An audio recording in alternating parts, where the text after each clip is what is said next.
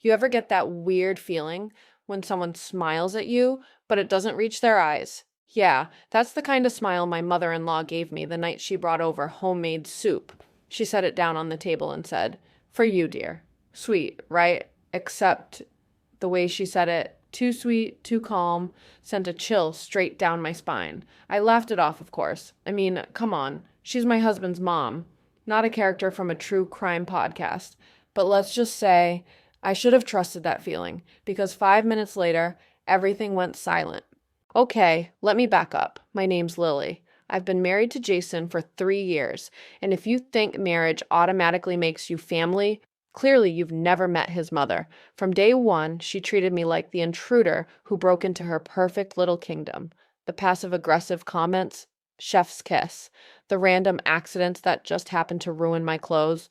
Yeah, totally coincidence. Still, I tried. I baked cookies for her, complimented her hair, laughed at her jokes. But no matter what I did, she always found a way to remind me. I raised him first. Anyway, fast forward to that night. Jason had just gotten home from work, tired, hungry, and clueless as usual, and that's when she showed up. Doorbell rings. There she is, with that fake grin and a big pot of soup. "Mill, I made something special for you, Lily. You've been looking so pale lately." Me, "Oh, wow, thank you." Inner monologue. Pale? Girl, I just did a full face of makeup. I took the soup, smiled, and said I'd have it later. But when she turned around to leave, I caught her reflection in the window, and I swear she was watching me, waiting. That night, Jason and I sat down for dinner. The soup was still there on the counter. He looked at it and said, "Smells good. Your mom's cooking again?" I joked, "Yeah, apparently she's on a mission to feed me to death." We both laughed, except my laugh didn't sound real. Something about that soup bothered me. It smelled off. Not bad, but heavy, metallic almost, and her words kept replaying in my head. "For you, dear." Why emphasize that? Why me? Jason noticed my hesitation. "Jason, you okay?" Me, "Yeah, just not hungry." Jason, "Then I'll try it." I shrugged, trying to seem casual. "Sure, go ahead." He poured himself a bowl, took a spoonful, and smiled. Then another, then suddenly he stopped. The spoon dropped. The room went quiet. He pressed his hand to his throat, and he froze. That silence, it was louder than any scream. For a split second, I couldn't move. Then instinct kicked in.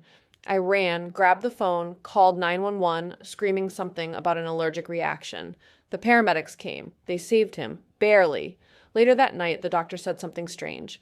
Whatever he ate had traces of digitalis, a toxic plant compound, usually found in garden flowers, I finished. I knew exactly whose garden he meant.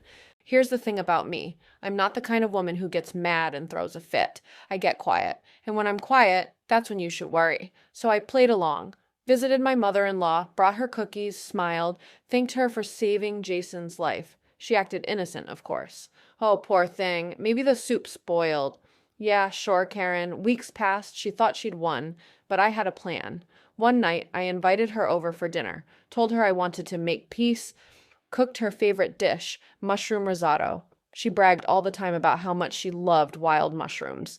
I watched her take the first bite. She looked up, surprised. "This is delicious." I smiled. "I know. It's a special recipe." But here's the thing. I didn't poison her. I didn't have to. Because the next morning, the police showed up at her house with a warrant.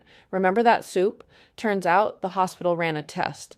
And guess whose fingerprints were found on the bottle of foxglove extract? Yeah, hers. She's facing charges now. Jason, he finally saw who she really was. And me? Let's just say I sleep better now. Not because she's gone, but because I finally stopped pretending she was family.